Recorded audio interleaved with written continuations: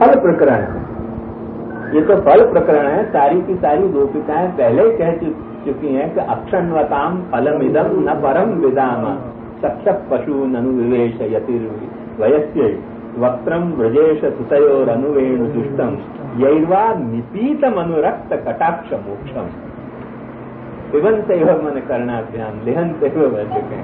तो जैसे प्रत्येक इंद्रियंतु भगवत रस का जो आस्वादन है, मन सु अंतर बही सब सर्वत्र जहाँ भी भगवान को अनुभव करने की सामर्थ्य है, जहाँ भी इंद्रिय में अनुभव करने की सामर्थ्य है, उन सर्वत्र सु जो है वो भगवत अनुभव यदि न हो तो जो है वो कृष्ण पदार्थ को अर्थ नहीं, वो कुछ और पदार्थ को अर्थ हो सके है। कृष्ण जो है वो व्यापक अर्थ में है और न जो है वो आनंद के अर्थ में है। तो कृष्ण माने जो व्यापक है और जो आनंद है, माने जो परम व्यापक आनंद है, तो आपको परम व्यापक अनुभूति नहीं भई, तो वो कृष्ण पदार्थ का अर्थ नहीं हो जाएगा। अयन अतः योषिताम वीरे संबोधन, ये जितनी याचिकाएं खड़ी हुई हैं इन सब से पूछ ले कि ये सब मांगना ये चाह रही हैं कि नहीं। हम कह रही हैं, ये कह नहीं पा रही हैं अपनी बात को बराबर, पर सारी जो है वो याचिका कृष्ण की हैं और कृष्ण को जो हम अर्थ कर रही हैं वो अर्थ है।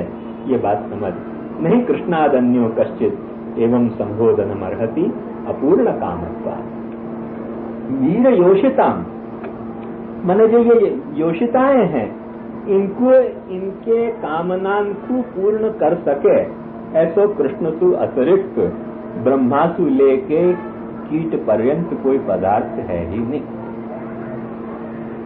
अतः अवतार सामान्य विशेष प्रयोजनाभ्याम च नो भज।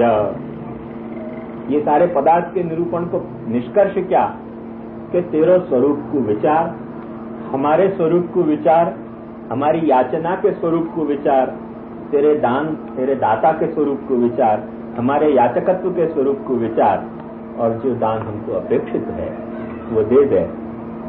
ननु सत्यम तथापि भवती नाम अभिमान दोष निवृत्त्यर्थम भजन न क्रियते। अरे भाई कहें कि हम निवृत्त कर दें, काम को आश्रय निवृत्त कर दें, पर तुम्हारे दोष जो हैं, अब मैंने वीर को दूसरा अर्थ, दाता का अर्थ तो हो गया, अब युद्ध वीर के अर्थ में यदि हमको याचक न मानते हो तो क्या याचक को ऐसे बढ़ चढ़ के मांगे? क्या याचक में तो विनय होना चाहिए, और तुम तो मांग रही हो ऐसे ढंग से जैसे कोई झगड़ा कर रही हो, कर्जदार हो। तो ऐसे कोई लेनदार हो, ऐसे कोई लेनदार की तरह कोई याचक थोड़ी मांगे। तो बोले यदि सचमुच में हमारे याद तरह के तकाजा तो तेरे को क्रोध आते हो हम पे और हमारे में कोई दोष की बुद्धि तेरे को हो रही हो, तो चल हमारे साथ युद्ध वीर को संबंध ठान। ये जो है हम जो है वो तेरी शत्रु और तू हमारा युद्ध वीर। अब चल युद्ध वीरता तेरी निभा क्या हमको खत्म करेगा, क्या हमारे दोष को खत्म करेगा? यदि साधारण योद्धा है तो हमको खत्म करेगा बिना प्रकट हुए, और यदि असाधारण योद्धा है तो हमारे दोषन को खत्म करेगा। और हमारे दोष जो है वो क्या है? कहो कि तुम में अभिमान हो गया। अरे बोले अभिमान हो गया तो तेरे पास वापस काटने को बड़ा अच्छा शस्त्र है, निज जन स्मय। निज जन को जो स्मय रूपी दोष है, मद रूपी जो दोष है, बापू काटने के लिए तो तेरा स्मित पर्याप्त है। एक स्मित दे और ये जो स्मय जो है वो कट जाएगा। ये स्मय कितनी देर टिक सके? निज जना सेवका तेषाम स्मयो गर्व। निज जन जो है वो तेरे सेवक है, मैंने पहले से बांध ले रही है। बड़ी चतुर है ये। कह भाई हम दोष को नहीं मार के दोषी को मारे, तो बोले तो निज जन को अपराध वध को अपराध लगेगा। तो निज जन जा वक्त दोष करे, वा वक्त अपन निज जन को नहीं मारे, वा वक्त तो दोष को ही मारे। परजन कोई अपराध करे तो अपराधी को मारो जाए, और निज जन अपराध करे तो अपराध को मारो जाए, अपराधी को नहीं मारो जाए। जब तुम्हारा बच्चा कोई गलती करे तो तुमको क्या लगे? अरे बेचारा भूल गए, समझ नहीं पा रहे हो, उद्यमी है। दूसरे का बच्चा कोई गलती करे, अरे कैसे बच्चे पैदा हुए हैं। कभी अपने बच्चा पे प्रश्न होगा कि कैसे बच्चे पैदा हुए, तुमको लगे नहीं भूल जाए। थोड़ा बेचारे को वो हो गया, गलती सबसे हो है या तो भी हो गई। अपने बच्चा को हर वक्त अपने को यदि थोड़ी भी निजत्व की बुद्धि है तो हर वक्त दोष दिखेंगे, पर साथ में वो जो निजत्व जो चमक रहे है ना, वाके कारण वाकी थोड़ी थोड़ी वकालत भी सूझती रहे। तो जहाँ अपना बच्चा नहीं सूझे वहाँ केवल दोष ही दिखे और दोष ही दिखे, तो वह वक्त जो है वो अपने को दोष को निरसन की इच्छा नहीं हो है, पर दोषी के निरसन की इच्छा हो है। एक सामान बात, अपना बच्चा घर में हल्ला मचाता है तो अपन आपको कहेंगे चुप रहो, और पड़ोसी का बच्चा घर में हल्ला मचाता है अपन कहेंगे गेट आउट। तो खुद के बच्चा को गेट आउट कैसे करोगे? हल्ला तो दोनों ही मचा में, तो अपना बच्चा हल्ला मचा तो अपन आपको कहेंगे चुप रहो, आपको अपन यो नहीं कह सकेंगे गेट आउट। तो पड़ोसी का बच्चा जो हल्ला मचा है तो आपको गेट आउट ही करना पड़ेगा, चलो निकला बाहर, कहाँ गए, क्योंकि निज जनता नहीं है, निजता नहीं है वहां में। तो ये गोपी कह रही है कि भाई निज जन है, पहली तो ये बात समझ लें। यदि तो कोई युद्धवीर बनना है, यदि तेरे को दोष दिख रहे हैं हमारे में, कैसे दोष? क्रोध के, मोह के, मद के, जो युद्धवीर के लिए निरसन के लिए उचित हैं, तो दो ही संभावना है कि या तो तू दोषी को निरसन करे या दोष को निरसन करे। तो पहले समझ ले कि दोषी कौन है? निज जन तेरे दोषी हैं। और दोष क्या है? स्मय दूरी करणार्थम परित्यागो न उपाय। अपने बच्चा को तो गेट आउट नहीं किया जा सकेगा, बाकी तो चुप करके ऐसा कर दो भाई चुप रहे, थोड़ा डांट डपट के कह दो चुप रहे, वाकु तो घर से बाहर नहीं निकाले जा सके, खुद को बच्चा है तो स्मय दूरी करणार्थम परित्यागो न उपाय किंतु तदर्थम स्मितमेव कर्तव्यम। थोड़ा सा स्मित कर। कहने को तो बड़ी बात सरल लगे, पर ये स्मित कर को पॉजिटिव अर्थ नहीं है, नेगेटिव अर्थ है। संस्कृत भाषा में कई प्रभेद करे गए। ज्येष्ठानां स्मित हसिते तथा विहसिताव हसिते मध्यानां नीचानाम अपहसितम तथाति हसितम तदेश षड्भेद। ऐसे कहें 6 प्रकार के हंसने के तरीका हैं। जो ऊंचे गौरव वाले में जब अपन डिग्निफाइड आदमी के ना, संभ्रांत कहें जाते, तो उनको हंसने को कहां तक जावे? स्मित और हास बस। और जो मध्य कोटि के पुरुषों में वो विहास और अवहास तक जाए, और जो निम्न कोटि के पुरुषों में वो अपहास और अतिहास तक जाए। जैसे बहुत जो ऐसे ढंग से हंसनो कि पड़ोसी तो सुने पर आपको मोहल्ला सुने, तो वो अतिहास या अपहास कहवावे। कोई भी सम्माननीय पुरुष इतना नहीं हंसे। सम्माननीय पुरुष की मर्यादा जो है वो ज्यादा से ज्यादा स्मित से लेके विहसन तक हो गए, अवहास तक भी नहीं जावे। अवहास के मध्य में यदि 2 भेद करो तो विहास भी कब आ सके कि जब अत्यंत घनिष्ठता होए कोई के साथ, तो उत्तम संभ्रांत पुरुष जो है वो विहास के स्तर तक जावे, नहीं तो स्मित और हास में वाकी कथा समाप्त हो जाए। समझी? तो ये नाटक में इंस्ट्रक्शन दिए जाएंगे। जैसे नाटक में कोई जो है वो उत्तम पुरुष बताना है, कोई श्रेष्ठ पुरुष, तो बात मैंने हंसने का लिखे हुए तो बस हंसना मैंने जो तो हा करके हंस गए, ऐसे नहीं। तो आपको कैरेक्टर देखना चाहिए, कैसे टाइप का कैरेक्टर है। यदि कोई नोबल कैरेक्टर है तो स्मित और हास तो ज्यादा नहीं जाए। यदि कोई अत्यंत घनिष्ठता को प्रकरण है तो विहास तक जा सके, पर अवहास तक नोबल आदमी नहीं जाए। जो मध्य है, मध्य टाइप के जो मध्य स्तर के जो लोग हैं, उनको जो है वो स्मित से लेके अवहास तक की रेंज रहे। और जो एकदम निम्न कोटि के जैसे विलन टाइप के या राक्षस टाइप के कैरेक्टर हैं, वो अतिहास और अपहास और अतिहास करें। तो जब वक्त अपहास और अतिहास हुए, उनको जब वक्त हंसने की कोई बात लिखी गई हुए, तो उनको वैसे इंस्ट्रक्शन के कैरेक्टर समझ के उनको हंसने को डायरेक्टर निर्देशन दे। ऐसे हाथ करके कोई भी कैसे नहीं हंस देना, ऐसे नहीं। तो वह तरह से वो बतावे हैं कि स्मित और हास में थोड़ा अंतर है। ध्यान दोगे तो स्मित जो है ना वो श्रव्य नहीं है, केवल दृश्य है। और हाथ जो है वो श्रव्य भी है और दृश्य भी है। तो जहाँ दृश्य और श्रव्य, और हाथ जो है वो श्रव्य भी हो सके, केवल हाथ में दोनों गुण आएंगे, दृश्यता भी आ सके है, श्रव्यता भी आ सके है, और बिना दृश्य हुए भय भी हाथ जो है वो केवल श्रव्य हो सके। पर हाथ जो है वो जो है माने जो श्रेष्ठ पुरुष हैं वो घनिष्ठता जब अपनी व्यक्त करनी हो तब हाथ करें, बाकी व्यवहार व्यक्त करना हो तो स्मित रह गए। तो वैसे सामान्य अर्थ में स्मित को अर्थ जो है वो अच्छा माना जाए, पर स्मित में एक तरह की फॉर्मेलिटी भी है। या तो तामस प्रकरण में समझो ना, फिर नाटक के प्रकरण में तो आपको और रूप है, पर तामस प्रकरण में आपको व्युत्क्रम चलेगा ना। नाटक प्रकरण और है और तामस प्रकरण और है। तो नाटक प्रकरण में जहाँ स्मित जो है वो उत्तम मान्यो जाए, हाथ थोड़ो कनिष्ठ मान्यो जाए, वासु कनिष्ठ विहास मान्यो जाए, वासु कनिष्ठ जो है वो अवहास मान्यो जाए। पर तामस प्रकरण में या की गति जो है वो अनका नाम वामतो गति जैसे हुए ऐसे या की गति वाम हो जाए, और हाथ जो है वो घनिष्ठता को द्योतक हुए और स्मित केवल फॉर्मेलिटी हो जाए।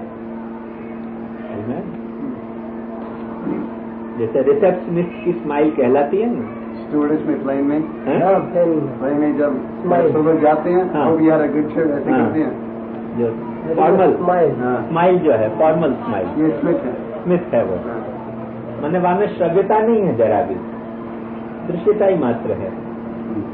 तो दो तरह से वो कह रही हैं कि यदि तेने हाथ कियो तो संभव है कि खाली सुनाई पड़े।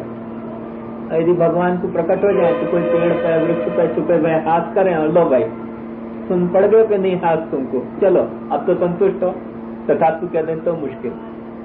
तो आपके लिए एक पॉजिटिव अर्थ में यूँ कह रही है कि नहीं स्मित चाहिए, मैंने दीख, ऐसा हाथ नहीं चाहिए कि जो केवल सुनाई पड़े। दीख स्मित तो है वो सुनाई पड़ने तो पेड़ पे चढ़ के तो स्मित हो नहीं सकेगा, स्मित के लिए तो प्रकट होना ही पड़ेगा। तो हमको स्मित देखा। और एक या अर्थ में लोगे तो, और दूसरे अर्थ में लोगे तो एक ये बात है कि हाथ से जो तेरी घनिष्ठता प्रकट हो रही है, भाई मत हंस हमारे साथ, स्मित को फॉर्मेलिटी हमारे साथ बरतले पर प्रकट तो हो जा, तो भी हमारा काम अभी तत्काल में तो चल जाएगा। फिर हम प्रसन्न करके तो को हंसा लेंगे, अभी स्मित कर तो भय प्रकट हो जा, फिर हंसा लेना हमारा काम है। तो समझे ना, अभी स्मित कर तो भय प्रकट हो जा, फिर हंसा लेंगे हम तेरे को। वो घनिष्ठता जो निवृत्त भई है, जाके कारण तेरा हाथ स्मित में परिवर्तित होना चाहिए, तो वह स्मित को फिर हम हाथ में परिवर्तित करने को हम पूरा प्रयत्न करेंगे। पर एक वक्त प्रकट तो हो, स्मित तो कर कथनचित, ख्याल में आया ना।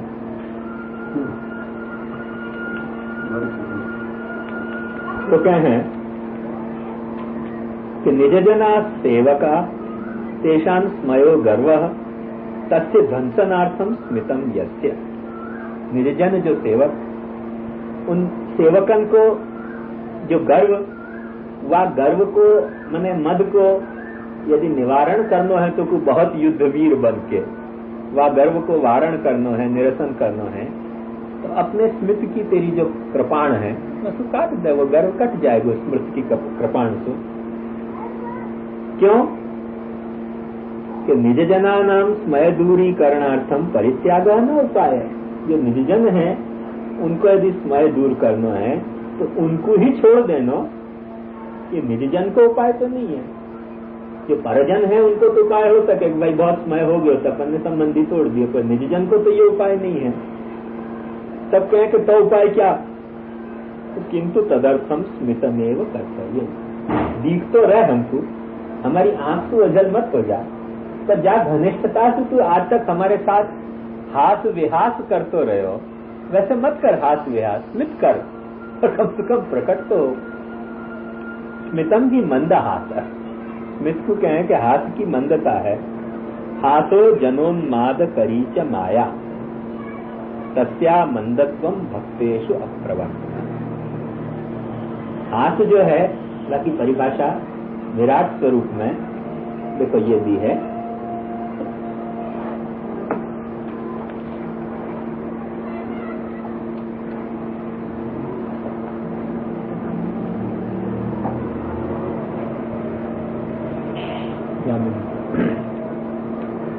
जहाँ पातालमित में है ये, तो वहां बताया है भगवान को जो विराट स्वरूप है वहां में प्रत्येक वस्तु उनके क्या क्या स्थान है, और जो स्थान बताए हैं वहां में माया को स्थान कौन सा है?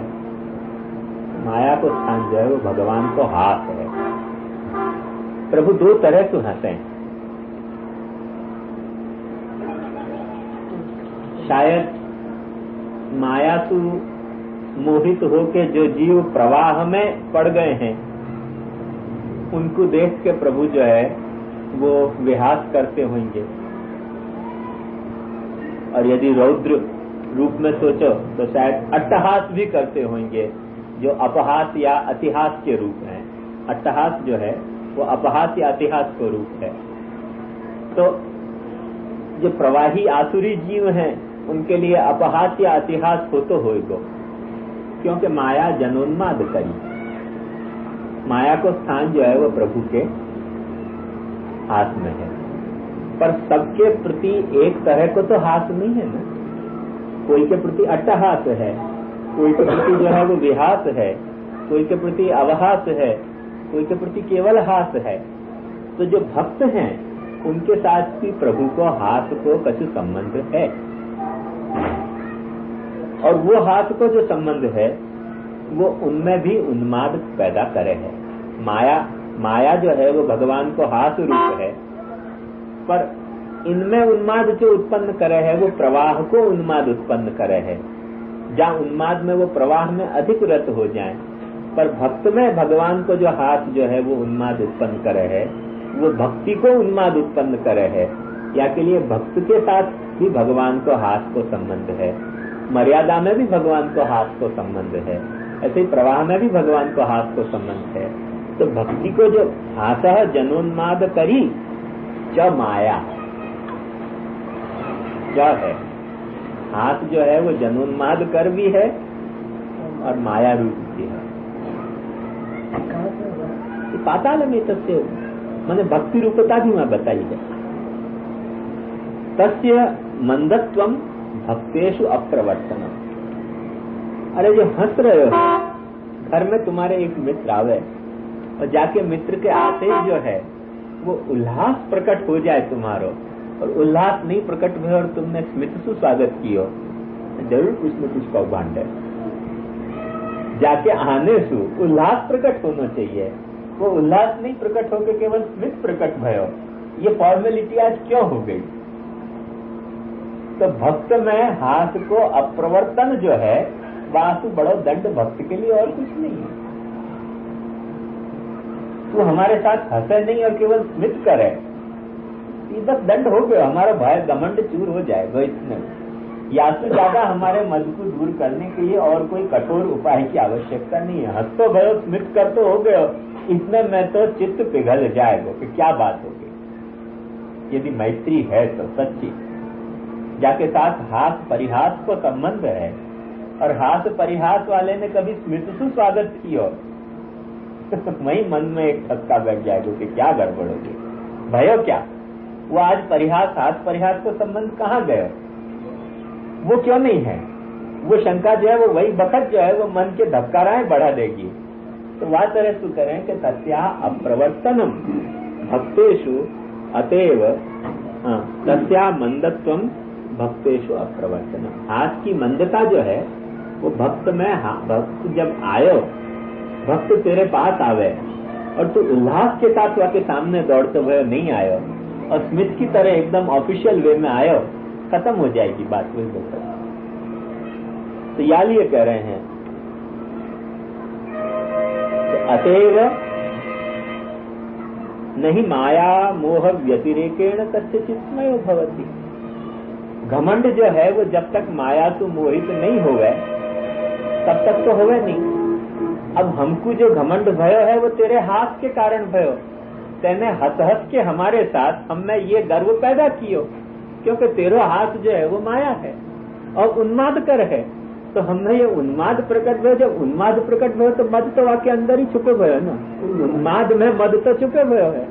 तो हमें जो मद प्रकट भयो है वाको हेतु हम थोड़ी है, तेरा हाथ है। तू अपने हाथ को संकोच कर ले, हमारा मद अपने हाथ सिमट के छोटे हो जाएगा।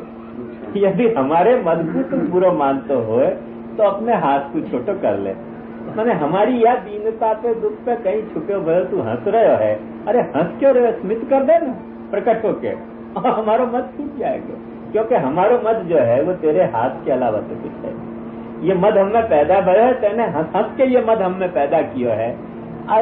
ऑल राइट, चल हम कंसेशन दे रही है, हंसी मत, स्मित करते गए आ जा। ये देख मद भी हमारा, तेने अपने हाथ को संकोच किया और देख के हमारे मद को संकोच हो जाए कि नहीं। जितने प्रोपोर्शन में तेने हाथ कम किया उतने प्रोपोर्शन में हमारा मद जो है वो टूट तो चले जाएगा। इनको बराबर या रेशियो में संबंध है तेरे हाथ को और हमारे मद को। जितना तू हंसते चले जाएगा उतना हमारे मन में मद बढ़ते चले जाएगा कि हमारी घनिष्ठता इतनी कि प्रभु ऐसे ऐसे हंस के भी हमारे साथ बात कर रहे हैं। मैंने भरी सभा में कोई अट्टहास कर सके, पर घर में कोई लंगोटिया यार आ गए हो तो अट्टहास करे भी, कितना भी सभ्य आदमी हो, बड़े से बड़ो सभ्य आदमी घर को कोई बचपन को दोस्त आ गए हो तो करे, अट्टहास भी करे। अट्टहास करे या तो कोई नीच नहीं मान्यो जाए, ऐसी कोई तर्क के नियम व्यवहार में नहीं लागू पड़े कि नाटककार ने परिभाषा कर दी कि तथाति हसितम अपहसितम अति हसितम चे नीचा ना, तो बोले अट्टहास कियो तो लेबल लगा दियो के नीच है। ये सब नाटककार के नाटकीय नियम है। जीवन के नियम जो है या तो कहीं ज्यादा लचीले हैं, और कोई ऐसा घनिष्ठ मित्र जो बचपन को है उसके साथ अट्टहास तो करना पड़े और करना पड़े। मत कर अट्टहास हमारे साथ, मत हमारे साथ खुल के हंस, थोड़े से अपने हाथ को संकोच कर देख, हमारा गर्व टूट जाए कि नहीं। हमको शंका हो जाएगी कि हमारी मैत्री में कहाँ आँच आ गई कि तू हमारे साथ इतना खुल के आज हंस क्यों नहीं रहा है। अन्यथा निज जनत्वम एवं, हाँ, अतएव हास्य संकोच एवं साधनम। तो या तो जो साधन है वो केवल हास्य को संकोच है। निज जनानाम अपि धर्म एवं दुष्टा न तो धर्मी। और निज जन को में जो भी कोई दोष है तो उनमें धर्म में दोष है, गुण में दोष है, व्यक्ति में तो दोष है नहीं। क्योंकि व्यक्ति तेरे निज जन यदि दोषी है तो ऐसे व्यक्ति तू पालेगा। तो हम तो ऐसी बात कहेंगे नहीं कि तेरे निज जन दोषी है। हाँ, तेरे निज जनन में कुछ गुण दोष रूप हो सके, तेरे निज जनन के कुछ गुण दोष रूप हो सके हैं, ऐसी बात हम अपने मुंह से कह सकें कि तेरे निज जन जो है वो दोषी होगा। ऐसे तो तेरे निज जन हो नहीं सके। हाँ, उनके कुछ गुण जो है वो दोष रूप हो सके, तो वो भी जो है वो सच्ची बात है कि तेरे हाथ के कारण पैदा भयो है, और हाथ को संकोच करे तो वो भी निवृत्त हो जाएगा। अन्यथा निज जनत्व में वो नस्यात्। यदि व्यक्ति दोषी हो तो तेरा निज जन कैसे कहलातो? तो गुण जो है वो हमें थोड़ा दोष है। इति अलौकिकोपाय, तो अलौकिक उपाय तो हमारे मद को दूर करने को ये है। और लौकिके भी तव हास्ये न तापि आत्मानं तुल्यं मन्यन्ते, यदा पुनर्हास्ये संकोच तदैव तासां गर्व निवर्तते। ये विराट के अभिप्राय से है, लोग को तात्पर्य यहाँ आदिदैविक अभिप्राय से, ये आध्यात्मिक अभिप्राय से। जाको अलौकिक कह रहे हैं वहाँ को आध्यात्मिक अभिप्राय से कह रहे हैं, और जाको लौकिक कह रहे हैं वहाँ को आदिदैविक अभिप्राय से कह रहे हैं। ये बात समझ लीजिए, नहीं तो बड़ी गड़बड़ी फैल जाएगी। माने आध्यात्मिक लीला में अलौकिक अभिप्राय बताया है, और जो आदिदैविक लीला में लौकिक अभिप्राय बताया है।